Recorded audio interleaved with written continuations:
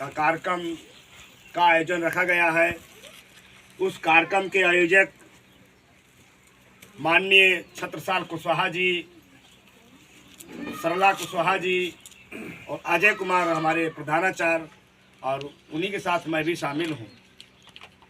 साथियों, इस सभा में उपस्थित सभी सम्मानित साथियों और इस सभा में उपस्थित मेरे गुरु विनोद कुमार जी हैं, जो गाजियाबाद से चल करके आए हैं, वही मार्गदाता है मेरे। उन्हीं लोगों ने इस रास्ते पर मुझको पहुंचाया है, मैं बहुत बहुत उनका धन्यवाद करूंगा। और हमारे बीच में तथागत बुद्ध जी के उपासक माननीय भंते जी बैठे हैं, उनको मैं वंदना कहूँगा। और मेरे विद्यालय के छोटे छोटे बच्चे हैं, इनको भी सादर स्वागत है। साथियों, समय कम है, 5 मिनट में मैं अपनी बात को रखूंगा। साथियों, मैं लगातार 2008-9 से काम कर रहा हूं बहुजन समाज के बीच में। जो जागृत मुझ पर आई है, जागृत आने के बाद मैंने अपने घर में भी प्रयास किया है। अब प्रयास करने के बाद आज मैं सफल हूं अपने घर में भी, क्योंकि लोग बाहर करते, मैं पहले घर में किया हूं। और घर के मेरे मम्मी पापा भी सहयोग करते रहते हैं, क्योंकि जो लगातार 2009-10 से समाज के बीच में रहता हो, कभी घर ना देखा हो, कभी परिवार ना देखा हो, पूरा समय समाज के लिए देता रहा। उत्तर प्रदेश में मैंने करीबन 60 जिले घूमा है और 60 जिलों में बाम सेब की बदौलत घूमा और फुल टाइमर भी बाम सेब में रहा। तो मैं काम किया गांव के अंदर भी। आज साथी कुछ मुझे दिखाई दे रहे हैं और काफी लोगों ने काम किया, बल्कि काम करने का तरीका हमारा अलग था। तरीके के हिसाब से कार्यक्रम किया है। और गांव में 2012 से लगातार कुछ न कुछ कार्यक्रम होते रहते हैं। गांव के जानते होंगे, देखने वाले हैं, बड़े बड़े कार्यक्रम भी हुए, हल्ला भी हुए, बहुत सारी सामना भी झेलना पड़ा। कुछ साथी हमारे थाना कचहरी भी गए, ये सारी चीजें हुई। बल्कि लोगों ने मुझे डराया। एक बड़े भाई ने कहा मेरे कि सबसे बड़ा कारण है डर। मेरे अंदर डर नहीं था। तुमको मारना है मार दो, टेंशन नहीं। समाज के लिए अगर हमारे महापुरुषों ने जान की बाजी लगा दिया तो मैं भी जान की बाजी लगा दी। इसी कारवा करते करते हम यहाँ तक पहुँच गए और समाज के साथियों ने सहयोग किया। आज काफी साथी तैयार हैं। उन साथियों के बलबूते पर सहयोग के कारण हम लोग कार्यक्रम कर लेते हैं। गांव में चारों तरफ कार्यक्रम करते रहते हैं। कई जगह यहाँ चेंज किया, कहीं और कहीं किया, क्योंकि हर मोहल्ले के नहीं आ पाते हैं। एक कमी हमारे अंदर और है लोगों में। आप बुलाएंगे 3 बजे तो आते 5 बजे। पहली बात तो आएंगे नहीं, जो झेले झेले आएंगे 2 बार 3 बार जाना पड़ेगा, फिर आते हैं।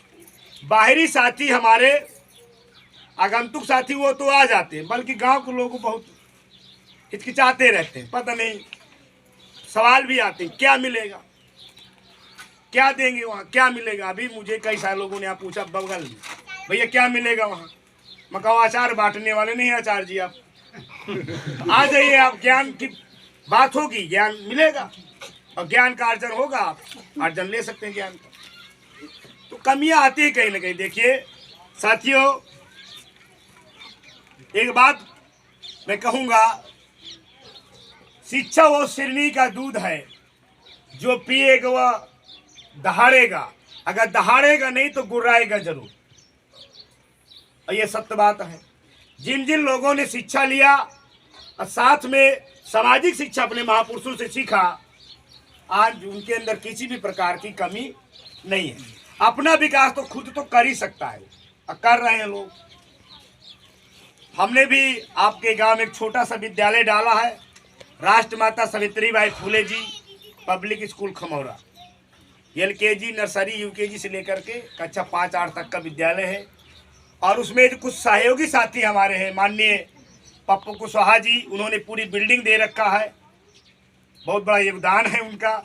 पिछले साल 18 बच्चे थे, इस साल करीबन 45-50 बच्चे हो गए।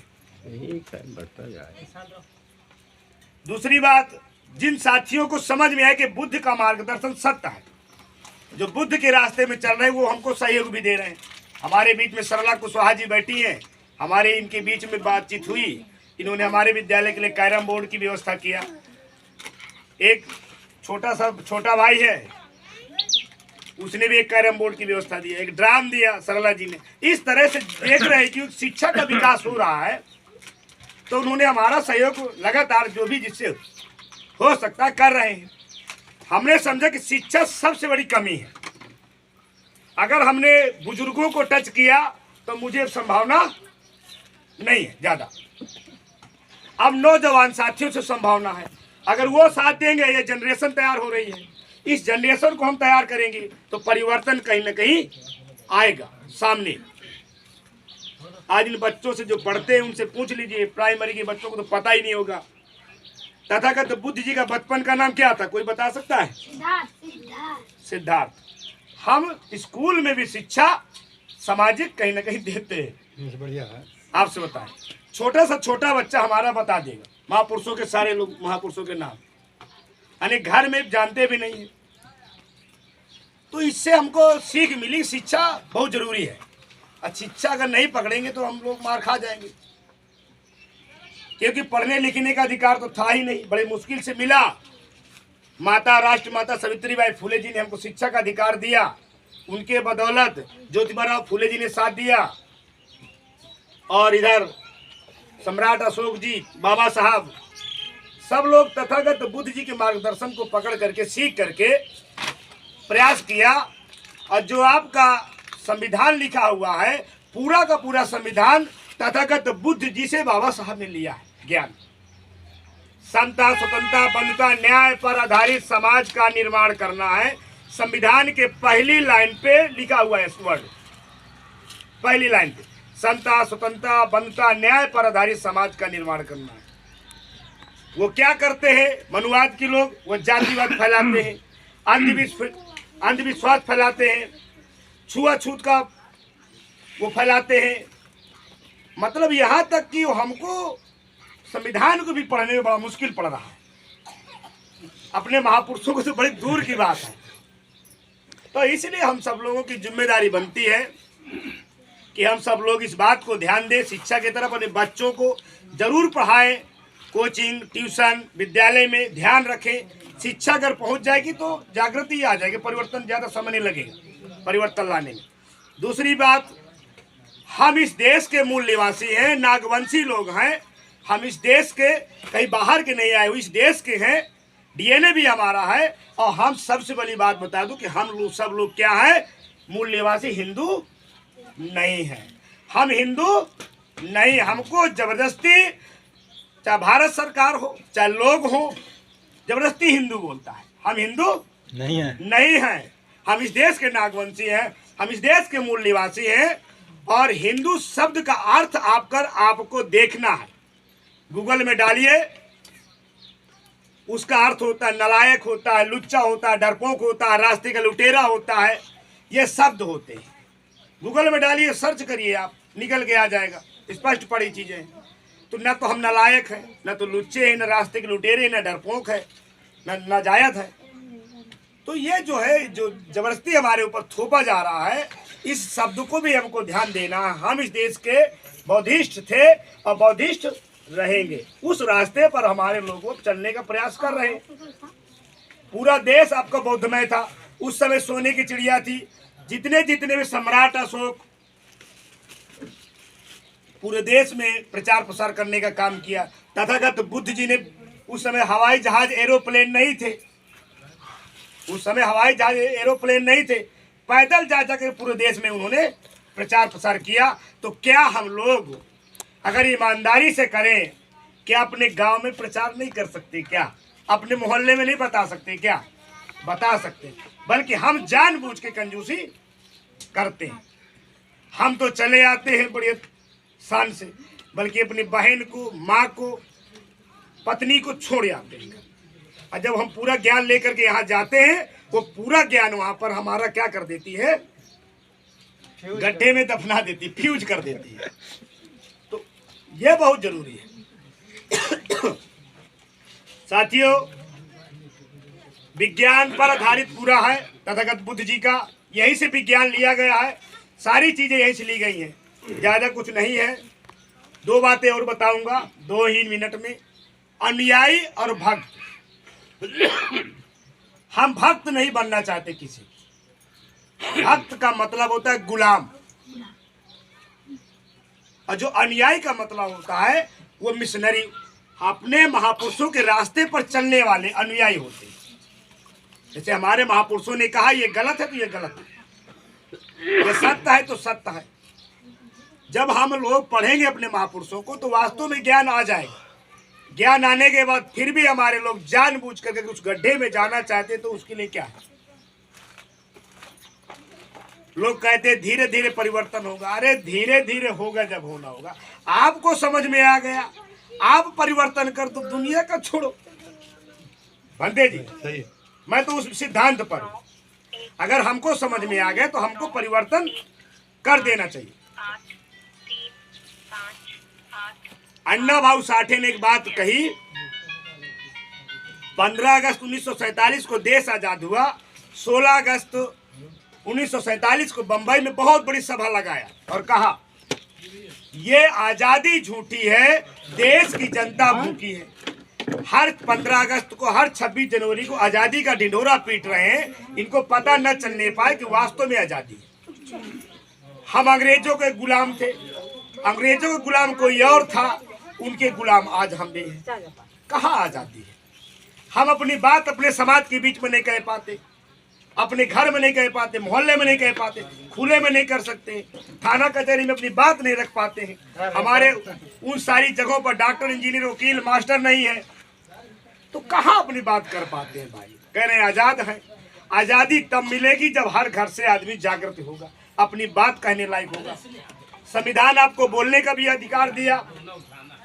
आर्टिकल 19 के तहत हम बोल सकते हैं, हमारी जुबान कोई नहीं पकड़ सकता। परमिशन ले बोले, कौन सी दिक्कत है? बल्कि बहुत सारी कमियां होने के वजह से जो आगे आदमी आता है उसका भी वो जो है पैर खींचते हैं। अरे कहाँ जा रहा है, इधर उसको भी खींच लेते हैं। तो जो मनोबल बढ़ाने का काम होता है वो मनोबल गिरा देते हैं, तो हिम्मत डोल जाती है। अरे नहीं चल सकते हो साथ में, थोड़ा ही साथ दो, जहाँ तक पहुँच सकते वहाँ तक पहुँचाइए। कोई ज़रूरी नहीं है कि वहाँ तक पहुँचाइए। ज़्यादा मैं नहीं बोलूँगा। तो हमको महापुरुषों को अनुयायी बनना है, अपने महापुरुषों को पढ़ना है। मेरा प्रयास तो लगातार रहता है, समाज के बीच में जाता रहता हूँ, कार्यक्रम होते रहते हैं। और प्रयास यही है कि जो भी महापुरुष की जयंती या परिनिर्वाण दिवस आएंगे, सारे कार्यक्रम हम करें। प्रयास यही रहता है। बल्कि जब 2, 4, 5 लोग साथ सहयोग करते हैं तो थोड़ी सी बढ़ जाती है जिज्ञासा। ठीक है, मैं अपनी बात को आप लोगों ने सुना ध्यानपूर्वक, आपके लिए धन्यवाद। मैं अपनी बात यहीं पर विराम देता हूँ। सभी को नव बुद्धाय, जय भीम, जय मूल निवासी। Thank you. बहुत बहुत धन्यवाद भाई राजेश जी। अब हम आगे कड़ी में हमारे बीच हमारे महोदयाचार्य जी श्री राम प्रताप कुशवाहा जी हैं। मैं उनसे निवेदन करूंगा कि वो आएँ और संक्षेप में अपनी बात, जो गूढ़ बात है वो अपनी बताएं।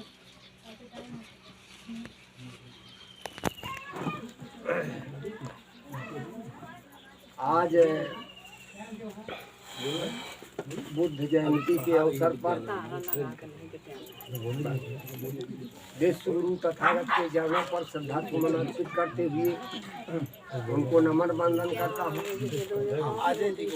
इस बौद्ध धर्म की पताका फहराने वाले देश विदेशों में सम्राट अशोक के चरणों पर श्रद्धा सुमन अर्पित करते दिया। भारत में पैदा हुए, शाक्त वंश में पैदा हुए, 2585 वर्ष पहले उन्होंने यही दशा देखी थी जो आज दशा हम देख रहे हैं। मानवता का हनन हो रहा था, पशुओं को जलाया जा रहा था, पिकनिक मनाया जा रहा था, दुनिया दुखित थी, व्याकुल थे। उनको क्या जरूरत थी कि राजा के लड़के थे राजमहल छोड़ करके चले जाएं, पर वो ऐसे मानव थे, समतावादी, करुणा, दया से भरे थे। दुख देख करके घर त्याग किया, 29 वर्ष की अवस्था में त्याग किया। अद्वितीय सुंदरी यशोधरा, बालक राहुल छोड़ा और हम सबके कल्याण के लिए जंगल गए, तपस्या किया। यहाँ तक कि मौत से साक्षात्कार होने वाला था, तब फिर उन्होंने उस विधि को त्यागा और खान पीन लेकर के चेतनता आई। तब उन्होंने इसी बात को, आज हमारी माताएं बहनें बहुत व्रत रहती हैं। व्रत का मतलब क्या होता है? भूखे रहना नहीं है। व्रत का मतलब होता है किसी कार्य को करने का दृढ़ संकल्प लेना, ये व्रत है। अब भूखे रहना व्रत नहीं है। कबीरदास ने इसी बात को कहा, कबीरा क्षुधा है कुकरी करत भजन में भंग, जा को टुकड़ा डार के भजन करो नहीं संग। जो लोग भूखे रहेंगे, प्यासे रहेंगे, पहली बात शरीर से टूटेंगे और अपना काम नहीं कर पाएंगे। तो ऐसे महापुरुषों ने बताया कि अपना दीपक खुद बनो, आपको दीपक बनना है, स्वयं से ज्ञानार्जन करना है। और उन्होंने जो ज्ञान प्राप्त किया तो बताया, उन्होंने 3 शरण दिए, पंचशील दिए। और जब हम सब उपासकों के लिए 3 शरण और पंचशील ग्रहण करना बहुत जरूरी है। उन्होंने कहा बुद्धम शरणम गच्छामि, मतलब मेरी शरण में नहीं। उन्होंने कहा था मैं मोक्षदाता नहीं हूँ, मैं मार्गदाता हूँ। तो मार्ग पर चलने के लिए किसी महापुरुष, किसी गुरु की बताए हुए जब रास्ते पर चलेंगे, जैसे एक टीचर को शिक्षक जो पढ़ाता है और जो पढ़ाया अगर उसका अनुसरण करेगा तो फर्स्ट क्लास आएगा, पास हो जाएगा। तो हमारे महापुरुष ने जो हमारे कल्याण के लिए बातें बताया, 3 शरण पंचशील बताया, उन पर चलेंगे तो हमारा कल्याण होगा। तो इन्होंने जितने भी महापुरुष आए हैं, हमारी इस दीनहीन दशा को देखा, जगाया। और आज क्या है कि अंध विश्वास पाखंड का बोलबाला है। वही बुद्ध के समय था, वही कबीरदास के समय था, वही अंबेडकर के समय रहा और वही आज के समय में है। आज देखिए हमको इन महापुरुषों के द्वारा ज्ञान मिला, संविधान मिला, तो हम सब लोग मैनेजर, डॉक्टर, मास्टर हुए। अब फिर से हमारी शिक्षा छीनी जा रही है। तो हमारे जो ये बच्चे होंगे इनको ज्ञान नहीं होगा। जब बड़े बड़े लोग उनका अर्थ नहीं निकाल पाते, पढ़े लिखे लोग गोबर पूछते हैं शादी ब्याहों में, MSc, BSc, PhD किए हुए लोग पूछते हैं। तो हम सब लोगों को ज्ञान के मार्ग पर चलना है। और कहा भी किसी महापुरुष ने कि सरस्वती से विद्या मिलती तो विद्यालय न होते, दुआ ताबीज से मरीज ठीक होते तो औषधालय न होते, भगवान से न्याय मिलता तो न्यायालय न होते, और मूठ से यदि लोग मर जाते तो सिपाही और सैनिक बंदूकें न होती। तो ऐसे हम अंधविश्वास में पड़े हैं कि किसी ने कह दिया कि वो सांप बोला है, तो कहना हाँ सांप बोला। अरे भाई, वो सांप कहीं बोल सकता है? सदियों से चाहे जो जुगड़ा हो, सांप नहीं बोलेगा। कहीं चिड़ैया लगाऊं, कहीं चिड़ैया लगा ले, कहीं धरती पलट गए, कहीं लोहवा सिलौटी टाँक गए, कहीं ना मोरो। अरे भाई, क्या हो रहा है इस देश में? MA PhD बैठे लोग हैं, सब घर भर कहते थे कि लोहवा सिलौटी टाँक। तो हम सब लोगों को अपने दिमाग का प्रयोग करना है, और जब तक हम अपने दिमाग का प्रयोग नहीं करेंगे तब तक कुछ होने वाला नहीं है।